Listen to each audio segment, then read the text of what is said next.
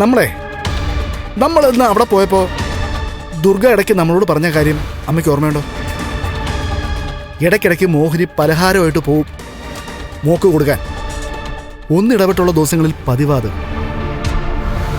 അങ്ങനെ അമ്മ മോക്ക് കൊടുക്കുന്ന പലഹാരത്തിൽ നമ്മൾ എന്തെങ്കിലും കലർത്തിയാൽ ആരും ഒന്നും അറിയാൻ പോകുന്നില്ല. എത്രയും പെട്ടെന്ന് അവൾക്ക് അവളുടെ കുഞ്ഞിനെ നഷ്ടപ്പെടണം. ജനിച്ച കുഞ്ഞിനെ എന്തെങ്കിലും ചെയ്യുന്നതിനേക്കാളും എളുപ്പമാണ് ജനിക്കാത്ത കുഞ്ഞിനെ പറഞ്ഞു വിടാൻ. നീ പറഞ്ഞ ശരിയാ പ്രതാപ. എത്രയും പെട്ടെന്ന് ദുർഗ പറഞ്ഞത് നടന്നേ തീരും. ഇപ്പോ 1 മാസം കഴിയുന്നതേ ഉള്ളൂ. ഈ സമയത്ത് ഉള്ളിൽ ചെല്ലാൻ പാടില്ലാത്ത ഭക്ഷണം ചെന്ന് കഴിഞ്ഞാൽ ഉറപ്പായിട്ടും അവള് പിന്നെ കരയേണ്ടി വരും. കുറ്റം മോഹിനിയുടെ തലയെ കെട്ടിവെക്കാനും പറ്റും. അല്ല, അങ്ങനെ നടന്നു കഴിഞ്ഞാൽ നമ്മളെയല്ലേ എല്ലാവരും സംശയിക്കത്തുള്ളൂ. കാരണം ഇവിടെ നിന്നാണല്ലോ പലഹാരം ഉണ്ടാക്കിക്കൊണ്ട് അവള് പോകുന്നത്. എന്നാലും കുഴപ്പമില്ല. ഇനിയിപ്പോ അത് കേസും വഴക്കും ഒക്കെ ആവുകയാണെങ്കിൽ ഞാൻ പോലീസിന് പിടി കൊടുത്തോളാം. ഞാനാണ് എല്ലാം ചെയ്തതെന്നങ്ങ് പറഞ്ഞോളാം. പക്ഷേ ഇന്ന് നമ്മൾ നമ്മുടെ മോളെ കാണാൻ ചെന്നപ്പോൾ മോളുടെ മുഖത്തൊരു പുഞ്ചിരി ഉണ്ടായിരുന്നു.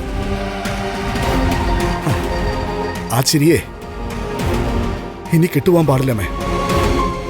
ഞാനും അങ്ങനെ തന്നെയാ ചിന്തിക്കുന്നത്.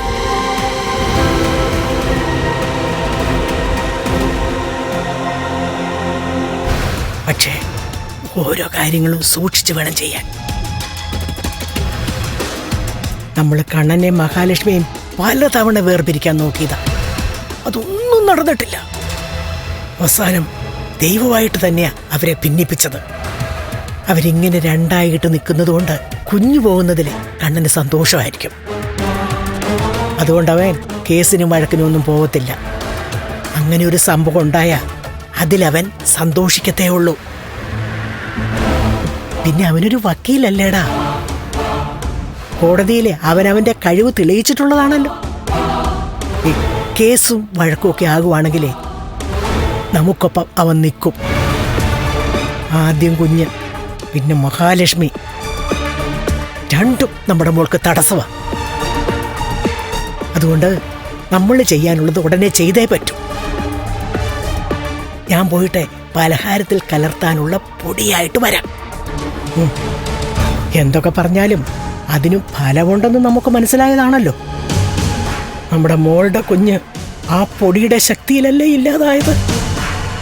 അവള് അവിടെ അമ്മയുണ്ടാക്കി കൊടുത്ത പലഹാരം ആസ്വദിച്ച് രുചിയോടെ കഴിച്ചിട്ട് പിന്നെ അവള് കിടന്ന് പൊളയട്ടെ. അതിനുശേഷം വാവിട്ട് നിലവിളിക്കട്ടെ.